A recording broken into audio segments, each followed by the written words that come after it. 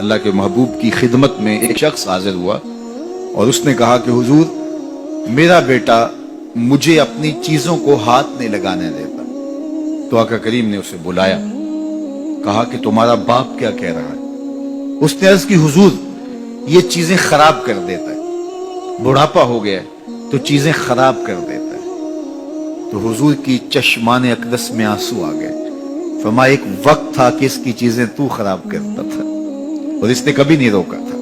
تو حضور نے ایک تاریخ ساز جملہ ارشاد فرمایا، انتا و مالو کا لے ابی کا، تو بھی اور تیرا مال بھی تیرے باپ کا ہے،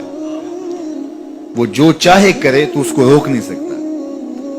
لیکن اولادیں جب سمجھدار ہونے لگے تو وہ والدین کو دقیانوس سمجھتی، وہ والدین کو اولڈ فیشن سمجھ لیتی، وہ سمجھتی ہیں کہ یہ تو جدید دور کے تقاضوں کو جانتی نہیں، حالانکہ والدین نے چکی کی طرح زمانے کو پیسا ہوتا ہے اور حالات کے جبر کو سہا ہوتا ہے اور تجربات کی چکی میں خود پسے ہوتے ہیں اور انہیں پتا ہوتا ہے کہ جو ہے وہ کیسے زندگی گزارنی ہے۔ اگرچہ وہ جدید دنیا کی اصطلاحات سے واقف نہ ہوں اور جدید زبانوں اور لہجوں سے آگاہ نہ ہوں، جدید فیشن انہیں نہ آتے ہوں، لیکن حالات کو کیسے گزارنا ہے یہ انہوں نے اپنے تجربات سے سیکھا ہوا ہوتا ہے، اور اولاد اگر ان کی اتباع کرتی ہے تو وہ سرخرو ہوتی ہے۔ لیکن چونکہ گرم خون جب آتا ہے تو پھر وہ چاہتا یہ ہے کہ میں زیادہ سمجھدار ہوں، تو والدین کو وہ اگنور کرنے لگ جاتے ہیں، اور والدین جب اپنے اختیارات سمٹتے محسوس کرتے ہیں اور اولادوں کے اختیارات بڑھتے ہوئے محسوس کرتے ہیں تو ایک طرح سے وہ اندر سے ٹوٹنا شروع ہو جاتے ہیں، اور یہ ان کے لیے اذیت کا سامان ہے۔ تو اس لیے میرے رب نے انسانی نفسیات اور انسانی کمزوریوں کو مد نظر رکھتے ہوئے کتنی خوبصورت جو ہے وہ تاکید فرمائی، وَبِالْوَالِدَيْنِ إِحْسَانًا، ان کے ساتھ تم نے حسن سلوک کرنا ہے، تمہارے رویے خوبصورت ہوں، بلکہ فرمایا تم نے ان کے سامنے اف بھی نہیں کہنی۔ کلمہ تعفیف کیا ہے؟ اف بھی نہیں کہنی۔ تو کہتے ہیں کہ آپ کے ہاتھ پر، بدن پر، لباس پر، کسی جگہ پر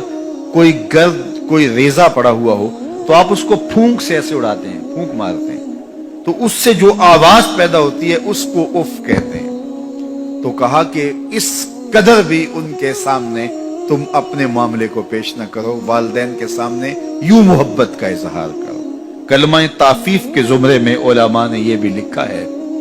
کہ ہر وہ رویہ جو ماں باپ کے لیے اذیت کا سبب ہو، ہر وہ کام جو والدین کے لیے اذیت کا سبب ہو، اس کو نہ کیا جائے۔ حضرت امام حسن رضی اللہ تعالی عنہ حضرت سیدہ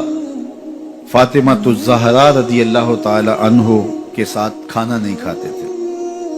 ایک دن انہوں نے کہا بیٹا میری آرزو ہے کہ تم میرے ساتھ کھانا کھاؤ، لیکن میں دیکھتی ہوں کہ تم میرے ساتھ کھانا نہیں لیتے ہو۔ تو عرض کی امی جان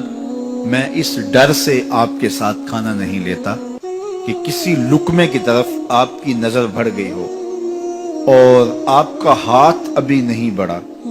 اور میں پہلے اس لقمے کو اٹھا لوں جس کی طرف آپ کی نگاہ سبقت لے گئی ہے، اور آپ ماں ہونے کی وجہ سے مجھے نہ روکیں۔ وہ ایک فلسفی کہتا ہے مجھے ماں کی محبت کا صحیح اندازہ اس دن ہوا جب سیب 4 تھے اور ہم 5 تھے۔ ماں نے کہا میں تو سیب پسند ہی نہیں کرتی، یہ ماؤں کے روپ ہوتے ہیں، یہ ماؤں کے پیار کا رنگ ہوتا ہے۔ تو کہا کوئی لقمہ اچھا ہو اور آپ کی نظر بڑھ گئی ہو، لیکن میرا ہاتھ پہلے بڑھ جائے اور آپ اس وجہ سے کہ آپ ماں ہیں تو آپ جو ہے وہ اس کی طرف ہاتھ